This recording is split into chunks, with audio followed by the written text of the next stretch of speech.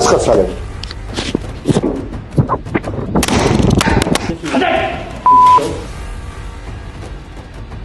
कौन सा हरामजादा बोल रहा था? कौन कुत्ता बोल रहा था?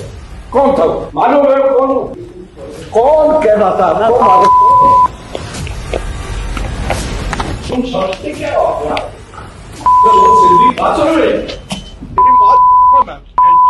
इन तस्वीरों में आपको जो ये शख्स गाली गलौज करते हुए दिखाई दे रहे हैं, ये भारत की खुफिया एजेंसी R&AW के पूर्व चीफ रह चुके हैं। नाम है अमरजीत सिंह दुल्लत। खुद को कांग्रेस पार्टी का करीबी बताते हैं और कांग्रेस के प्रोपेगेंडा को प्रमोट करते भी नजर आते हैं। आप राहुल गांधी की भारत जोड़ो यात्रा में आप दिखाई दिए, मतलब वो कैसे आप उस यात्रा में जुड़े थे, क्या रीजंस थे? क्या हम तो हमेशा कांग्रेस के साथ। आइडियोलॉजिकल झुकाव उधर है आप? हाँ, कांग्रेस झुकाव तो है ना उधर, उसमें कोई शक नहीं है। दुल्लत पाकिस्तान प्रेमी भी हैं।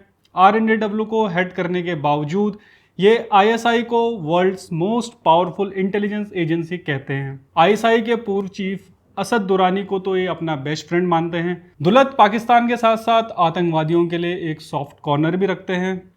दुल्लत ने आतंकी संगठन हिजबुल मुजाहिदीन के प्रमुख सैयद सलाउद्दीन के बेटे को श्रीनगर मेडिकल कॉलेज में सीट दिलाई थी। साथ ही दुल्लत यासीन मलिक जैसे आतंकवादियों को फांसी की सजा देने के खिलाफ भी थे। उनका मानना था कि 3 दशक बाद यासीन मलिक को फांसी देकर हमें क्या हासिल होगा। दुल्लत का मानना है कि भारत को पाकिस्तान प्रायोजित आतंकवाद का जवाब ब्रह्मोस से नहीं बल्कि बातचीत से देना चाहिए। Time is on nobody's side. We need to move on. And we need to move on with Pakistan. I don't know how many people will agree with me, but I've said this umpteen times and I will continue to say it, that we must move forward with Pakistan. अपने पाक प्रेम के चलते पाकिस्तान में इनकी काफ़ी इज्जत भी है। उनके इसी कंट्रोवर्शियल व्यक्तित्व को लेकर जब उनसे हाल ही में एक पॉडकास्ट के दौरान सवाल पूछे गए तो दुल्लत साहब ने अपना आपा खो दिया। सवाल पूछने वाले पत्रकार पर न केवल हाथ उठाने की कोशिश की बल्कि उनके साथ गंदी और अभद्र भाषा का भी इस्तेमाल किया। मालूम है कौन कह रहा था ना? और ऐसा नहीं है कि पत्रकार ने कुछ उल्टे सवाल पूछे हों। सवाल तथ्यों पर आधारित थे, लेकिन शायद दुल्लत साहब सच्चाई का सामना करने से घबरा गए।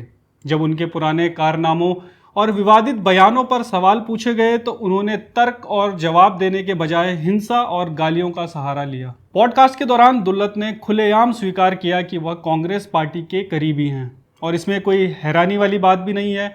दुल्लत को अक्सर कांग्रेस पार्टी के प्रोपेगेंडा को प्रमोट करते देखा गया। साल 2023 में दुल्लत को राहुल गांधी की भारत जोड़ो यात्रा में हाथ में हाथ डालते चलते हुए भी देखा गया। यह एक राजनीतिक आयोजन था जिसका मकसद कांग्रेस की छवि को चमकाना था। तो क्या यह सवाल पूछना गलत है कि क्या एक पूर्व R&AW प्रमुख का काम देश की सेवा के बजाय किसी एक पार्टी का समर्थन करना है? लेकिन दुल्लत साहब को ऐसे सवाल पसंद नहीं आते। ऐसे सवाल पूछने पर वे गाली गलौज और मारपीट पर उतर आते हैं।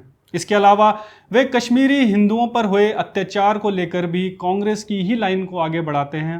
दुल्लत ने द कश्मीर फाइल्स फिल्म को महज एक प्रोपेगेंडा करार दिया। साथ ही वे ये मानते ही नहीं कि कश्मीरी पंडितों का नरसंहार हुआ। टारगेटिंग ए कम्युनिटी और targeting some people doesn't lead to genocide, you know. And Kashmiri Pandit just left. वे तो ये कहते हैं कि कश्मीरी पंडितों के साथ इतना कुछ हुआ ही नहीं जितना भारत में लोगों को बताया जाता है। दरअसल इसी पॉडकास्ट में उन्होंने ये भी कहा कि कश्मीर में स्थानीय मुसलमान हिंदुओं की अपेक्षा अधिक पीड़ित रहे हैं। वो 90 के दशक में क्या था जो कश्मीरी पंडितों को मारा? वो कौन लोग? वो यही लोग थे जो दिल्ली से खफा थे और सिर्फ पंडितों को नहीं मारा, मुसलमान ज्यादा मारे गए थे। यहाँ पर दुल्लत साहब से एक सवाल, क्या वे कश्मीरी पंडित जिन्हें रातों रात कश्मीर से भागना पड़ा वे झूठे हैं? क्या गिरिजा टिक्कू की कहानी भी झूठी है जिनका गैंग रेप करके जिहादियों ने जिंदा ही काट दिया था? दुल्लत खुद कश्मीर पर भारत के एडवाइजर के तौर पर काम कर चुके हैं, लेकिन फिर भी वे कश्मीरी पंडितों पर ऐसी संवेदनहीन टिप्पणी करते रहे हैं। तो क्या ये कश्मीरी हिंदुओं के दर्द का अपमान नहीं है? साथ ही दुल्लत अमन की आशा वाली गैंग के प्रोपेगेंडा को भी प्रमोट करते हैं। उनका मानना है कि पाकिस्तान एक ऐसा पड़ोसी है जिसे भारत नजरअंदाज नहीं कर सकता, मतलब कि पाकिस्तान से बातचीत होती रहनी चाहिए। Asif Munir will keep saying this unless we talk to Pakistan, unless we engage with Pakistan. And there's no reason not to talk to Pakistan, in my view. Like he says that we are two people. Let me contradict him and say that we are one people. If South Asia is to move forward, then we must understand that we are one people. लेकिन वह यह भूल जाते हैं कि पाकिस्तान ने हमेशा भारत के खिलाफ आतंकवाद को प्रयोजित किया है। चाहे 26/11 का मुंबई हमला हो या हाल का पहलगाम हमला, पाकिस्तान का आतंकवाद भारत के लिए आज खतरा बना हुआ है। साथ ही जिस पाकिस्तानी ISI के हाथ हजारों भारतीयों के खून से रंगे हों, उसी ISI चीफ असद दुरानी के साथ दुल्लत दोस्ताना संबंध रखते हैं और उसके साथ एक किताब भी लिखते हैं। दोस्ती ऐसी है कि जब पाकिस्तान ने असद दुरानी के खिलाफ दुल्लत के साथ किताब लिखने पर कार्रवाई की तो दुल्लत दुरानी के बचाव में तुरंत आ गए। दुल्लत ने तो ISI को दुनिया की सबसे बेहतरीन खुफिया एजेंसी तक कहा था। क्या एक पूर्व RNAW चीफ होने के नाते उन्हें ऐसी बात बोलनी चाहिए? बालाकोट एयर स्ट्राइक्स पर भी दुल्लत कांग्रेस पार्टी और पाकिस्तान के स्टैंड को प्रमोट करते नजर आए। उन्होंने कहा था कि पुलवामा आतंकी हमला मोदी को गिफ्ट था, मतलब कि इससे प्रधानमंत्री मोदी को चुनाव के समय फायदा होता।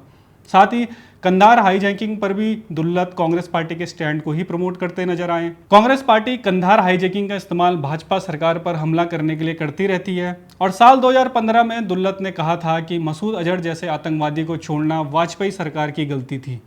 शायद दुल्लत भूल गए हैं कि जब ये इंसिडेंट हुआ था तब वही उस समय RNAW के चीफ थे। हालांकि दुल्लत ने कांग्रेस काल में हुए दुनिया भर के आतंकी हमलों पर कभी कोई टिप्पणी नहीं की।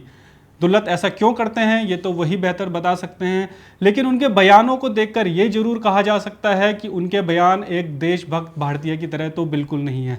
पाकिस्तान आज हमारा दुश्मन है और दुल्लत उसी पाकिस्तान की तारीफ करते हैं। तो सोचिए IB और RNAW में अपने कार्यकाल के दौरान दुल्लत ने अपने पाकिस्तान प्रेम, कांग्रेस प्रेम और आतंकवादियों से प्रेम में क्या क्या किया होगा।